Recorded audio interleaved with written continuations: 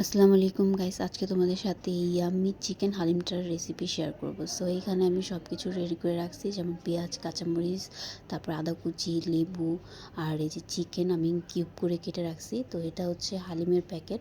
তো এখানে বড় প্যাকেটের এটার মধ্যে ডাল, মানে চাল ডাল এগুলো মিক্স করা থাকে, আর ছোটোটার মধ্যে মশলা থাকে। তো এটাকে আমি 15 থেকে 20 মিনিট ভিজিয়ে রাখবো গরম পানিতে। তো এখানে আমি 2 কাপ গরম পানি দিয়ে ভিজিয়ে রাখছি। তারপরে এখানে আমি চিকেনটাকে কষায় নিব। তো এখানে আমি আগে বেরেস্তাটা করে নিলাম, যেটা ডেকোরেশনের ক্ষেত্রে লাগবে আমার।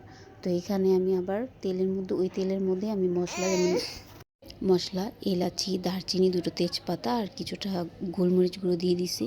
তারপরে আমি এখানে দিয়ে দিছি পেঁয়াজ বাটা। তেলের মধ্যে এই মশলাগুলো দিলে কি ফ্লেভারটা ভালো আসে, একটা সুন্দর ঘ্রাণ আসে। সো এখানে আমি আদা রসুন, তারপরে মরিচ গুঁড়ো, হলুদ গুঁড়ো আর এই যে লবণ দিয়ে দিছি। তারপরে যে প্যাকেটে যে মশলা ছিল, মশলাটা দিয়ে কষায় নিব তেল ওঠা পর্যন্ত।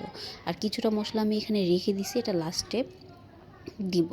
তো এখানে আমি তেলটা উঠে গেছে মশলার মধ্যে, এখন আমি চিকেনটা দিয়ে ভালোভাবে কষায় নিব। এখানে আমি কিছুক্ষণ ঢেকে তারপর এটাকে কষাইছি। এই যে দেখো তেলটা সুন্দরভাবে আসছে, আর এই চিকেনে পানি দিয়ে চিকেনটা অনেকটা সিদ্ধ হয়ে আসছে। যখন 80% সিদ্ধ হয়ে আসছে, তখন আমি এই যে ভিজানো ডালটা দিয়ে দিছি, মিশ্রণটা দিয়ে দিছি এটার মধ্যে। এখন আমি ভালোভাবে এটা তো ওইটাকে আমি 15 থেকে 20 মিনিট রান্না করব। তারপরে এখানে আমি একটু রসুন আর মরিচ দিয়ে এটা দিব, বাগার দিয়ে দিব। তারপরে আমি একটা দিয়ে, তো এটাকে আমি 2 থেকে 3 মিনিট চুলায় রেখে দেন আমি এটাকে সার্ভ করবো। গরম গরম হালিম রেডি।